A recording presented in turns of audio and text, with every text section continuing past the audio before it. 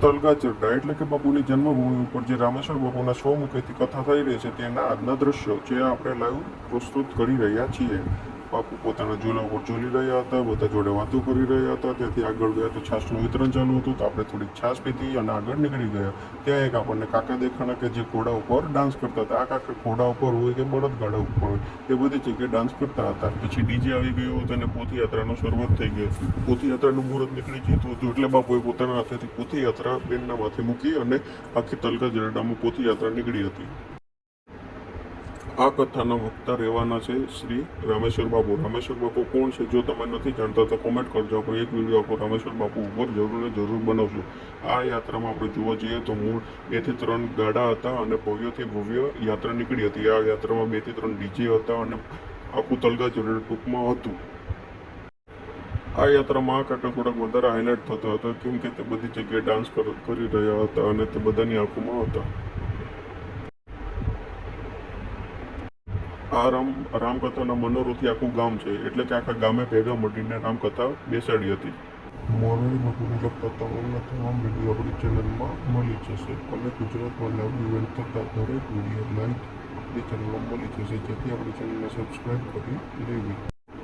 આ ભવ્યથી ભવ્ય યાત્રામાં બધી જ્ઞાતિ જોડાયેલી હતી. તો રામેશ્વર બાપુ આખી ભવ્ય યાત્રામાં ઉપસ્થિત રહ્યા હતા. આ ભવ્ય યાત્રા અંદાજિત આપણે જોવા જઈએ તો 5 થી 6 કિલોમીટરની હતી. નાના છોકરાઓથી લઈને કાકા સુધી તમામે ભવ્યથી ભવ્ય યાત્રામાં ડાન્સ કર્યો હતો અને આ કાકા તો વધુમાં વધુ પ્રચલિત બન્યા હતા. આપણે આ રામકથાની વાત કરવા જોઈએ તો રામકથા 9 દિવસ ચાલવાની છે. તારીખ 22 કથાની પૂર્ણાવતી છે. આ રામકથામાં પૂજ્ય જિજ્ઞેશ બાપુની પણ હાજરી રહેવાની હતી, પણ કંઈક કારણોસર જિજ્ઞેશ દાદા આવી રહ્યા નથી. જિજ્ઞેશ દાદા તરફ જાણવા મળ્યું છે કે બીજા કે ત્રીજા દિવસે જિજ્ઞેશ દાદા કથામાં આવશે.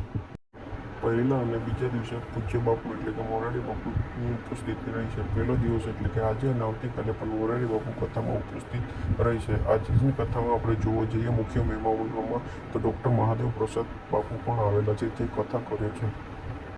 શું તમે રામેશ્વર બાપુને જાણતા હતા? અને શું તમે નથી જાણતા તો કોમેન્ટમાં રામેશ્વર બાપુ લખો. જો રામેશ્વર બાપુને વધારે કોમેન્ટ આવશે તો રામેશ્વર બાપુ પર આપણે આખો એક વિડીયો બનાવશું. હું ટૂંકમાં જણાવવા જાઉં તો રામેશ્વર બાપુ હરિયાણી છે, જે મોરારી બાપુ હતા. આ ડૂમ એટલા વિશાળ હતા કે આમાં આખું તલગા જરડા બેસી શકે અને પંખા અને અતિ આધુનિક ફુવારા સાથે આ મંડપ ઉપસ્થિત છે. ત્યાં આપણે જોતા હતા ત્યાં બાપુની ઉપસ્થિતિ થઈ ગઈ અને હવે પોથી ભગવાનને બિરાજમાન કરવાના હતા. બિરાજમાન થઈ રહ્યો હતું ત્યાં જ મેસેજ આવ્યો કે બાપુ પણ આવી ગયા છે. મોરારી બાપુ